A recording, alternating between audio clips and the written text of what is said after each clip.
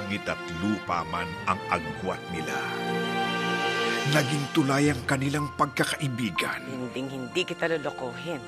Ang dali-dali mo kasi ma-in love eh. Alam mo naman ako, tanga-tanga ko sa pag-ibig. Lahat daw ng lalaki nilalandi niya. Wag na wag kang magpapa-impluwensya sa kanya. In love ka na naman ba? O akin na lang. Ngunit, isang lalaki ang wawasak sa kanilang naumpisahan. Gusto ka ni Marieta. Ayoko naman na isipin niya na pati ako aagawan ko siya. May karapatan ka rin, Lamigaya. Mahal na mahal kita, Carissa. Ang importante, ang malaman ninyo kung sino kinahuhumalingan ng anak ninyo. Hinihintay ko kayo sa opisina. Kailan ka pa natutong magsinungaling sa akin? Wanted siya na syndicated staffer! Bakit lahat ng gusto ko, iniiwanan ako?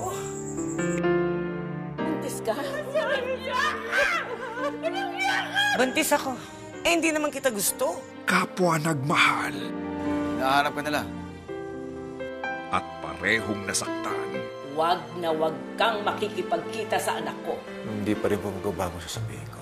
Mahal ko ang anak niyo. Kapag lumabas ka sa pintuang yan, wag ka nang babalik. Nahihirapan ko siya huminga. Dadaling ko siya sa mga. May sakit daw po yung bata. Hindi pata siya trato mo sa dalawang anak mo. O Sarah, isa ka na naman sa kakulitan mo! Sabi ko na sa'yo, dapat di ka nagtatrabaho, nagkakasakit ka lang. OA mo, kuya. Wala nga. Happy birthday! Sa pagdating ng bagong henerasyon, posible bang mabura ang sakit ng nakaraan? How do you like it? It's okay, just looks kind of rustic.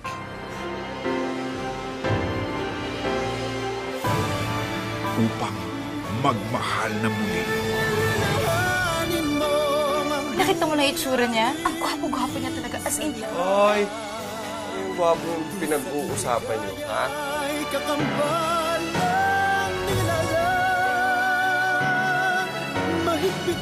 Sa selebrasyon ng 60 taon ng telebisyon sa Pilipinas, ipinagmamalaking ihandog ng ABS-CBN ang pinakamalaking teleserye ng taon, Nagmahal. Magpapakasal ka sa isang tao. Meron na palang karelasyong iba. Wala nang iwan ako ng aking asawa. Kay Carissa, umikot ang buong mundo ko. Nasaktan. Kung ang sinasabi ng puso ko ay mali, ayoko na maging tama. kailan mo ba maintindihan na mali ito? Nagpatawad. Lumuhod ka. Ayoko nagbibigay. Pero ngayon, humihingi ako. At ikaw yun. Kahit anong mangyari, magbubuhay ako para muling buksan ang puso. Sa huli, ano ang susi para muling buksan ang puso?